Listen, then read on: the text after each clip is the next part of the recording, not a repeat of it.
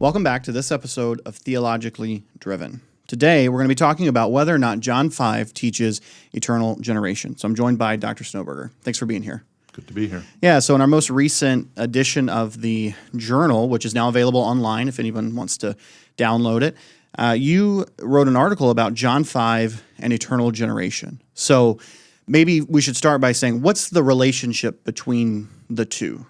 How is John 5 contributing to the debate? Okay. Well, according to D.A. Carson, it's the crux interpretum for this issue here. So it's the make or break verse to establish the doctrine of eternal generation. He believes that it definitively establishes it. I have doubts about that. So the verse, and we probably should say that, the verse is, as the Father has life in himself, so he has granted the Son to have life in himself. And so the idea here, the argument that's offered, is that life in himself pretty much captures the doctrine of divine aseity, which is itself sort of a quirky word made of two Latin words, a and se, of self. So it's the of himselfness of God. So oftentimes called the independence of God.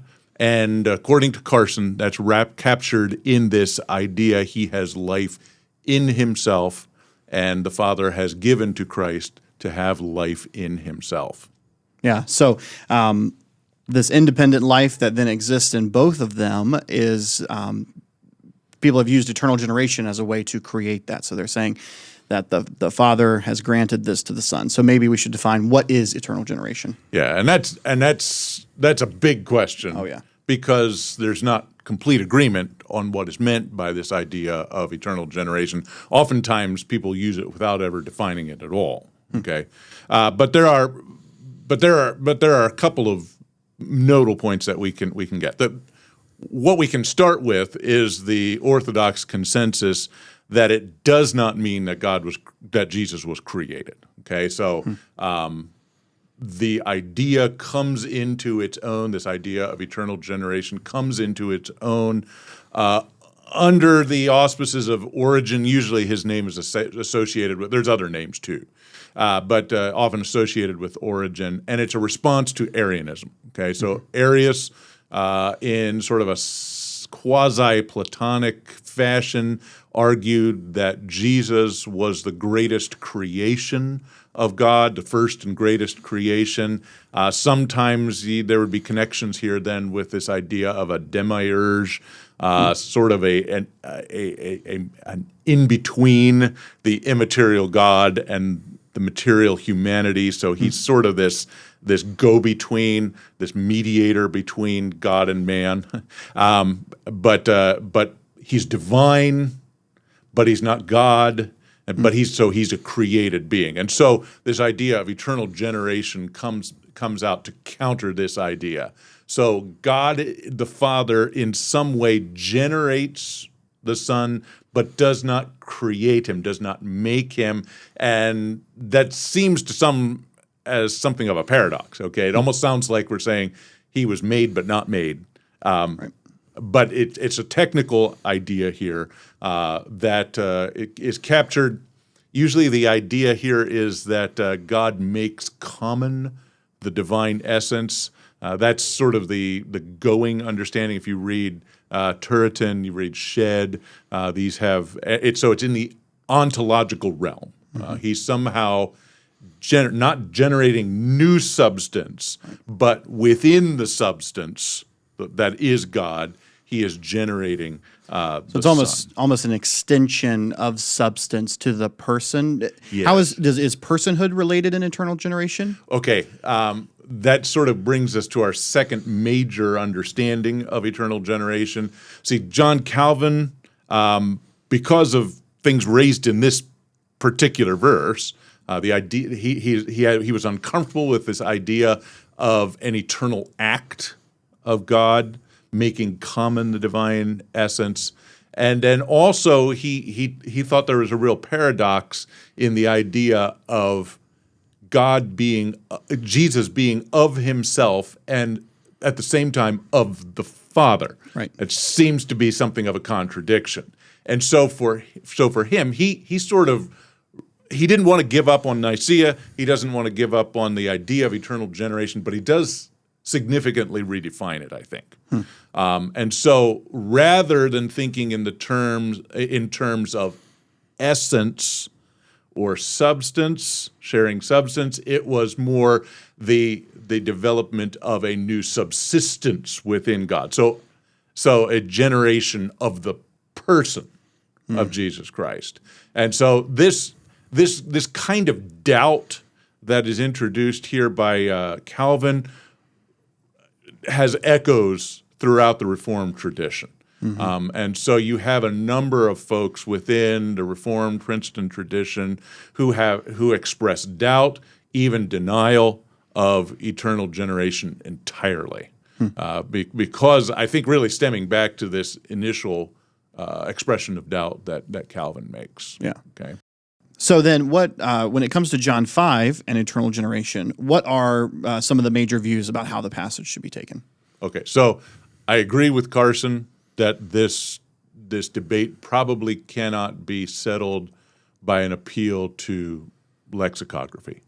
There's a debate here as to whether monogenes should be translated the only one birthed, so mono plus genao, or the idea of whether it's mono plus genos, so one of a kind. There's a lot of debate over that issue. The very earliest Latin translation used the word unicus for monogenes. And so this word, you can sort of even hear the word unique in it. Yeah. So one of a kind, okay, unique was the idea used. But after this debate arises with Arius, there is something of a standardization that goes on with the Latin in the Vulgate, and the term unigenitum is selected. Okay, so this captures more the idea of generation. So rather than uniqueness, it's generation. Now this is captured in Nicaea. And so for some, that makes it completely unassailable at this point. Recently, there has been an article by Charles Lee Irons that has sort of doubled down on this idea of only begotten. See, in the 19th century, early 20th century, most of your Greek lexicographers walked away from that idea and settled on the unique, one-of-a-kind idea, so much so that it shows up in some of our modern translations. The NIV particularly is one that doesn't use the word only begotten. It uses God the one and only. But Charles Lee Irons wrote an article a few years back trying to double down on this idea of eternal generation. I'm not completely sure he has convinced the universe. But it's out there. The fact of the matter is, I don't think lexicography can solve this debate. Right. There's too much debate, too many options wrapped up in the word, and so I think we do, as Carson says, have to address other passages, and this is a key one. This is definitely a key one on the issue. Yeah. So then, what are the major views then about the passage? Well, so Carson's view. And he's joined by Kostenberger and Morris among the commentators. Among the evangelical theologians, there's Grudem, there's Wellham, MacArthur. So the idea here is, as the Father has aseity, so also he has granted the Son to have aseity. Okay, and so it does something. It gives us an answer as to why the Father-Son relationship is used here, and it also suggests some reason how it happened. Okay, but again, there's these theological paradoxes, right? That we've already raised here. Aseity that is received by a grant from someone else isn't aseity by the ordinary definition of the term. Now, the pushback is that this is all an internal operation within God, an opera intra within God, and so therefore it's not from without. It's still from within, but it's but it's from another person. So that's the thing that sort of jumps out and makes it a little bit strange to us. So how can someone be simultaneously of the Father and of himself at the same time? So there have been at least two other major views and a bunch of hybrids. So which is always the case. And so there's two major views. The first of these, probably one of the leading proponents here is Robert Raymond, probably more strident, more visible. He calls this the messianic investiture. So the idea here is that Christ is offering an explanation for his functional authority to grant life and to judge. Okay, so he's not so much saying who he is, but why he is doing what he is doing. Now and Raymond is joined by James Oliver Buswell, Culver, Frame, among commentators, Raymond Brown, Herman Ritterboss, Rudolf Boltmann. I think I can put Craig Keener here, although he has enough caveats that I'm not sure I can put him squarely here. But Sure. I think there's a leaning here. And so for these, verses 26 and 27 pair together almost as though there is no period between them. The Father has granted the Son functional authority to grant life and to judge because he is the Son of Man. Okay, so it's both of these are functional. It avoids this logical paradox that is raised in the first view, the difficulty is that the phrase doesn't lead naturally to functional authority, and so that's the problem with it. Now, the other major alternative, and this is J. Ramsey Michaels, he says it really isn't. It isn't a uniquely or distinctively divine idea that's being discussed here at all. Okay, so the idea here is that this idea of having life in oneself is used elsewhere in chapter 6, verse 53 of believers. So the idea is this is the giving of resurrection life. Okay, and so.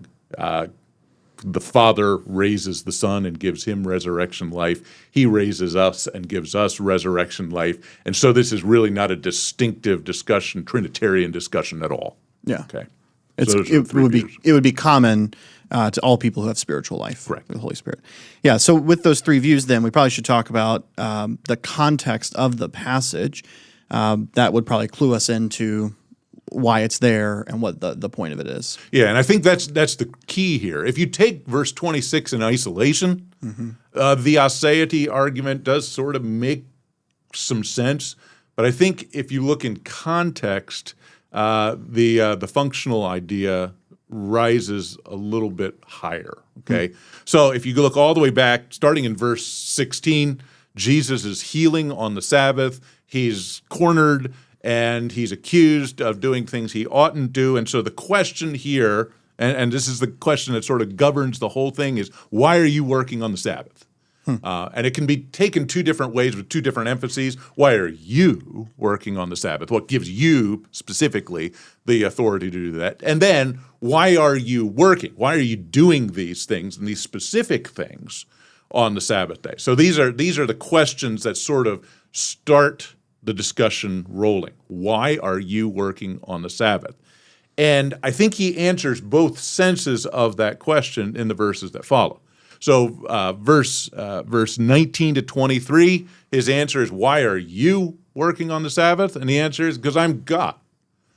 I am the God of the Sabbath. I am the Lord of the Sabbath. I determine what can and can't be done and who can do it on the Sabbath day. He words this by saying, because God is my Father. And I think this is an important verse here that's crucial to our question. Why is the Father and why is the Son if the Father is not in some sense the generator of the Son? And you often hear this as sort of like the gotcha question for those who question this idea. But I think Christ clearly answers the question in verse 18. He was calling God his Father so as to make himself equal with God. Okay? So that's why he calls himself the Father. So he is the manifest version of the invisible version of God with which these people are more familiar. Okay, so he is the manifest version of the parent idea. So he is the Son of God. He is calling God his Father, making himself equal with God. This is what Bettner says about it. When the Scriptures tell us that one person within the Trinity is known as Father and another as Son, they intend to teach us not that the Son is originated by the Father, nor that the Father existed prior to the Son, but that they are the same in nature. And I think that's exactly what he's saying. This is his answer to this question, why are you working on the Sabbath? Because I'm God. But rather than actually stating it, like he does elsewhere, in chapter 10, I and the Father are one, is how he puts it. Here he illustrates it rather than simply making the claim. The Son does nothing by himself. He only does what he sees the Father doing. Whatever the Father does, the Son does. And so he leads with this economic claim because that's the question under review, working. Okay, why are you working? But ontology, I think, lurks in the answer. The reason he's working is because of who he is.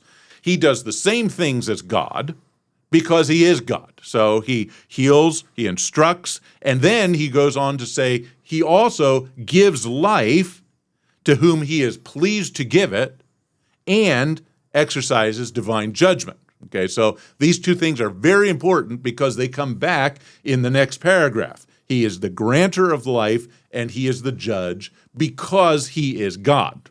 Okay? Which then leads to the next question. Why are you doing these kinds of things on the Sabbath? So before you get there, let me ask a follow-up question.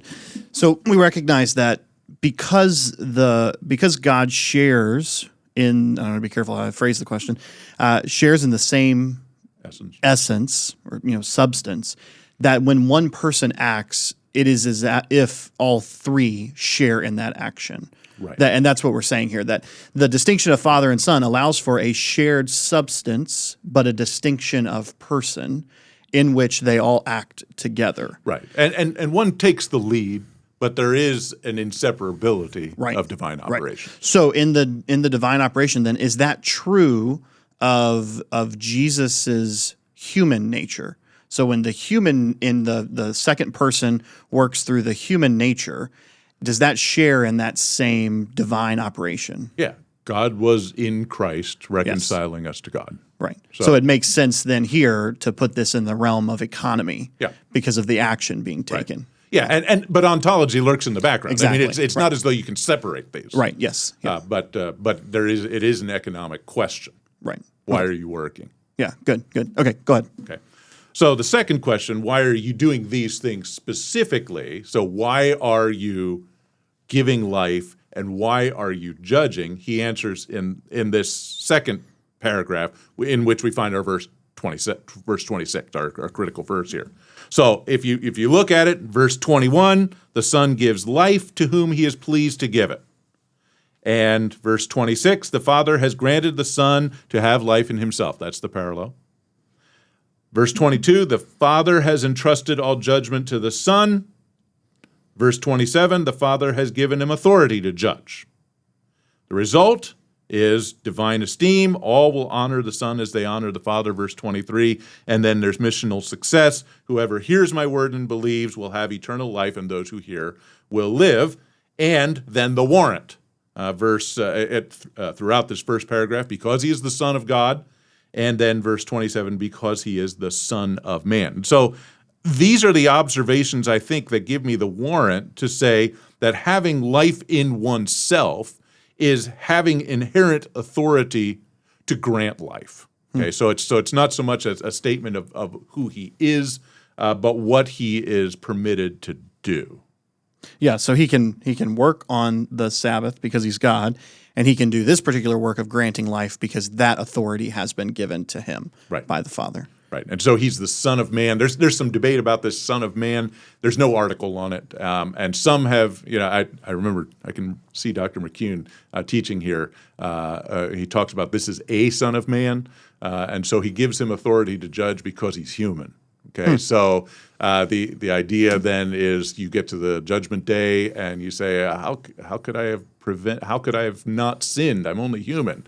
And Jesus will look you in the eye and say, "Yes, So was I. so am I." Yeah. And So am I. Yeah. So that's a possibility here, but it could also be that it carries the force of the Son of Man, which is one of the titles here that's given to Christ, emblematic of his messiahship. I think both work.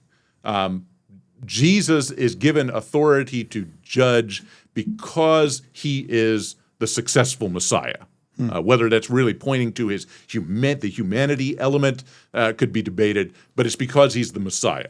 Yeah. Okay, and so that's the reason. Yeah. So then how would you translate, just so we're clear, how would you translate verse 26 if you were translating? Okay, so how I would see that is just as the Father grants life, has the authority to grant life, so he has given the Son the authority to grant life because he is the Son of Man. And then verse 27, he is given authority to judge because he is the Son of Man.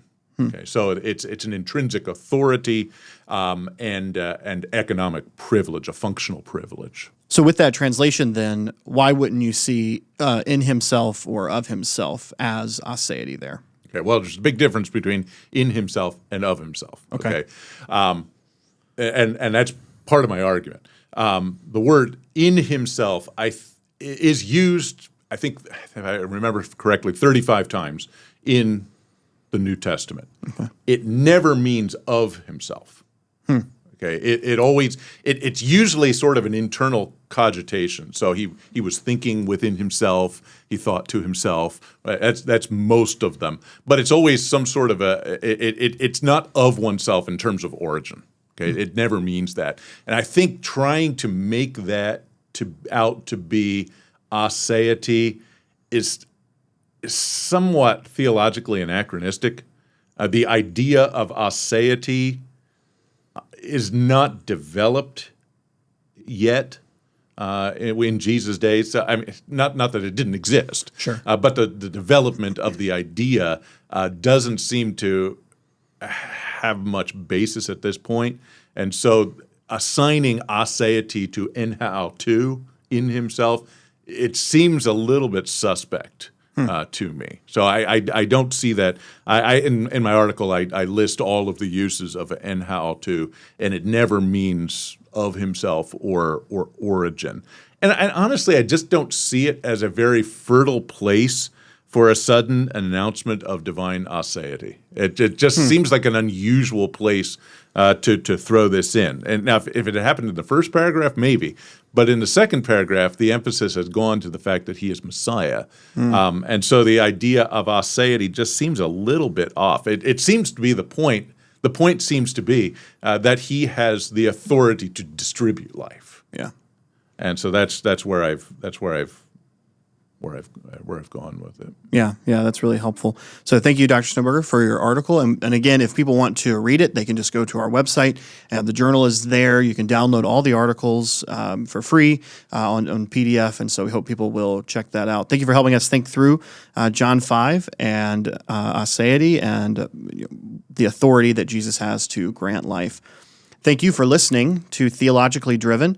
We're a podcast of Detroit Baptist Theological Seminary. If you'd like to learn more about our seminary, just go to dbts.edu.